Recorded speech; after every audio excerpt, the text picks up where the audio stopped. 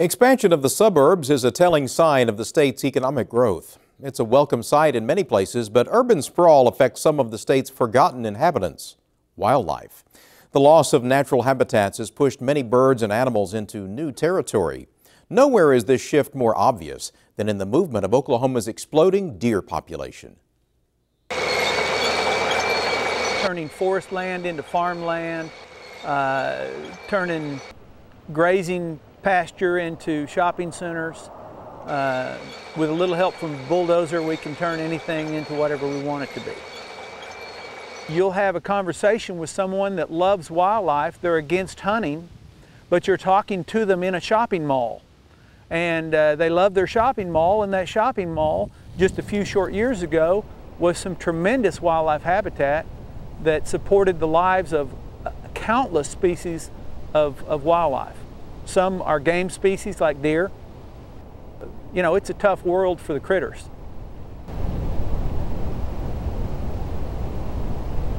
Urbanization always has some type of impact on wildlife habitat.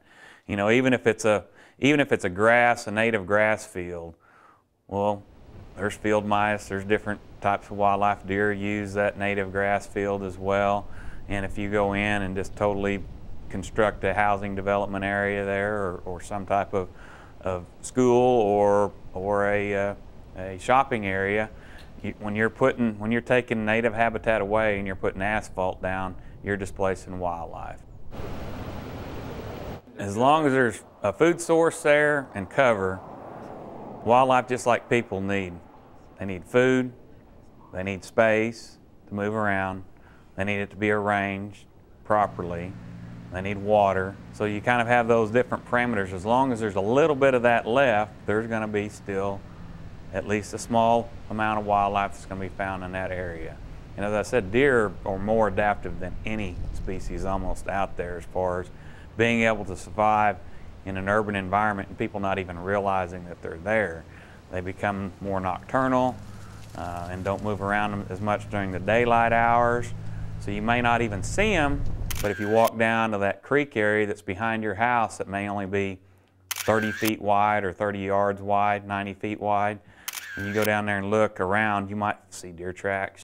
We look at harvest numbers from hunters for game species, and those numbers continue to hold strong despite the diminishing habitat. Numbers of wildlife, as it continues to increase, and obviously they're not making more real estate, as the saying goes, and so these animals are living more and more in more compressed zones, or they are moving in or remaining amongst us humans. So that's what creates more visibility in these urban areas.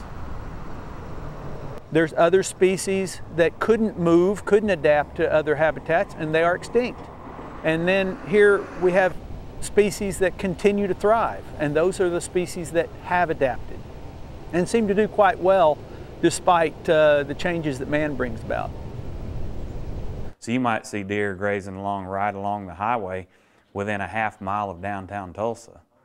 That's not uncommon. You know, that's the route that I drive coming to my office in the morning, and I see deer in that area occasionally.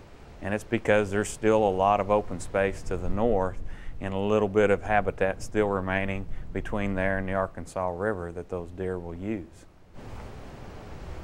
I think mankind is getting a little wiser, and we're trying to take care of our habitats and our natural world, our species around us.